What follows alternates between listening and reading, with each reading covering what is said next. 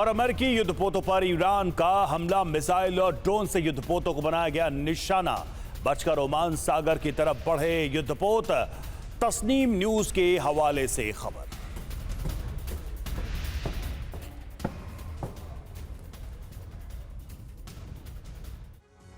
तो होर्मुज में एक बार फिर से जंगी तनाव, यूएस नेवी वर्सेस ईरानी नेवी। 2 दिन के बाद फिर यूएस वॉरशिप पर ईरान का हमला हुआ। ईरानी नाकेबंदी तोड़ने की कोशिश कर रहा था वॉरशिप। आईआरजीसी ने एंटी शिप मिसाइल से वॉरशिप पर हमला किया। आईआरजीसी का सख्त संदेश, ईरानी नेवी का सम्मान करो। अमेरिकी सेंट्रल कमांड ने हमले की पुष्टि की। अब बड़ी बात क्या है, 4 मई को भी यूएस वॉरशिप पर हमला हुआ। ईरान ने यूएस वॉरशिप पर 2 मिसाइलें दागी। सेंटकॉम ने 4 मई को हमले से इनकार कर दिया था और एक बार फिर से यह बड़ा हमला। और यूएस सेंटकॉम ने जारी किया video. USS George H.W. Bush से ऑपरेशन का वीडियो सामने आया है और ईरान के खिलाफ नाकेबंदी जारी है। नाकेबंदी में 20 से अधिक युद्धपोत शामिल हैं। और एक और बड़ी खबर, अमेरिकी राष्ट्रपति डोनाल्ड ट्रंप का बहुत बड़ा दावा, होर्मुज से निकले 3 यूएस युद्धपोत। गोलीबारी के बीच बच निकले युद्धपोत। ईरानी हमलावरों को भारी नुकसान पहुंचाया। जल्द डील नहीं करते तो फिर विध्वंसक हमले हो। तो ये देखिए, ट्रुथ पर यह पोस्ट किया गया। और देखिए एक और बड़ी खबर, होर्मुज में ईरान के हमले को लेकर यह बड़ी खबर है। ईरान के हमले में चीनी युद्धपोत को नुकसान पहुंचा है। अमेरिकी राजदूत माइक वॉल्ट्स का यह दावा। तो यह दावा किया जा रहा है कि ईरान ने जो हमला किया इसमें चीनी युद्धपोत को नुकसान पहुंचा। होर्मुज में ईरान के हमले को लेकर यह बड़ी खबर।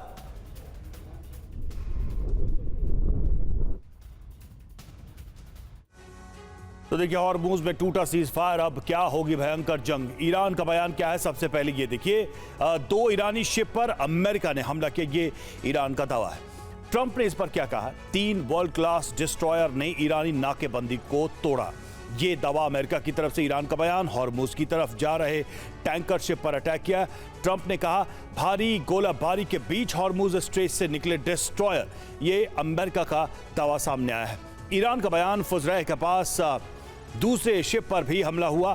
ट्रंप ने कहा, ईरानी हमले में अमेरिकी डिस्ट्रॉयर को कोई नुकसान नहीं है।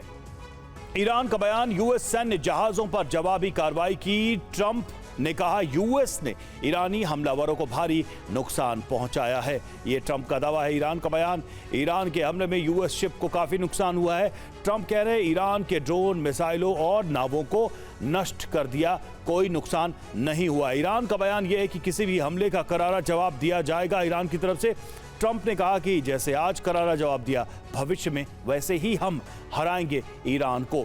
ईरान का बयान, यूएस और सहयोगियों को जवाब देने के लिए नहीं सोचेंगे और इस पे देरी नहीं होगी। ईरान ने जल्द समझौता नहीं किया तो बहुत बुरी तरह से हराएंगे, ये ट्रंप कह रहे हैं। ट्रंप का बयान ये सामने आया है।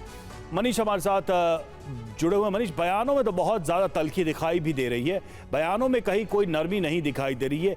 इस तरह के बयानों के साथ बातचीत के लिए बैठेंगे तो क्या अंजाम दिखाई देता है?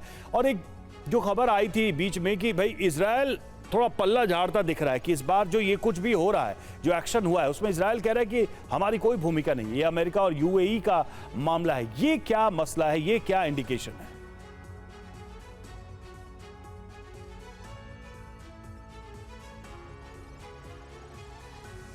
मनीष, क्या सुन पा रहे हैं मुझे? एक बार एंड होने का मतलब 2.0, इसीलिए इजराइल की तरफ से एंट्री नहीं की गई है कि इस वक्त जो हालात है उस पर इजराइल भी निगाहें बनाए हुए है, क्योंकि इजराइल को अटैक करने के लिए एक बड़ी तैयारी करनी होगी। यानी कि जब उसके एयरक्राफ्ट आएंगे और फिर वो कई घंटों का सफर करके ईरान पर अटैक करके फिर वापस जाएंगे, तो उस समय एक बेहतर तालमेल चाहिए अमेरिका के साथ भी और मिडिल ईस्ट कंट्री के साथ भी। लेकिन हाँ, इस वक्त के हमले साफ तौर पर लग रहे हैं कि वहां पर जो मौजूद अमेरिकी शिप है, अमेरिकी एयरक्राफ्ट कैरियर है, डिस्ट्रॉयर है, उनके जरिए ये हमले किए जा रहे हैं। आज भी इजराइल चाहता है कि जो अगली लड़ाई हो उसमें भी लीड रोल पर पायलट की भूमिका में अमेरिका ही हो। लेकिन हाँ, एक बात जरूर है कि जो मिडिल ईस्ट कंट्री हैं वो अमेरिका से बेहद नाराज है। उनका कहना है कि अमेरिका दरअसल ईरान की हरकतों को, ईरान के हमलों को बहुत अंडर एस्टिमेट कर रहा है, जो कि बहुत खतरनाक है। और इसीलिए आपने देखा कि सऊदी ने अमेरिका को एक बार अपना एयर स्पेस की इजाजत यूज करने की इजाजत नहीं दी थी। बहरहाल अब सऊदी मान गए। लेकिन अब एक बात तो है कि यहां के बाद कभी भी आप कह सकते हैं कि युद्ध तो चल ही रहा है, एक हफ्ते में 2-2 बार हमले हो चुके हैं, बस कंटिन्यूटी जो है कि रोजाना हमले हो रहे हैं या नहीं हो रहे हैं, ये शायद आने वाले समय में पता चलेगा और बहुत हद तक आज क्लियर हो जाएगा, क्योंकि ईरान को फैसला करना है कि अमेरिका के प्रस्ताव का क्या करना है। बिल्कुल मनीष, तो अब क्या करना है, जो अमेरिकी प्रस्ताव है या फिर ईरान की तरफ से जो बातें, जो एजेंडा, और कुल मिलाकर ये कहा गया है कि एक पेज में 14 पॉइंट्स रखे गए हैं अमेरिका के सामने भी।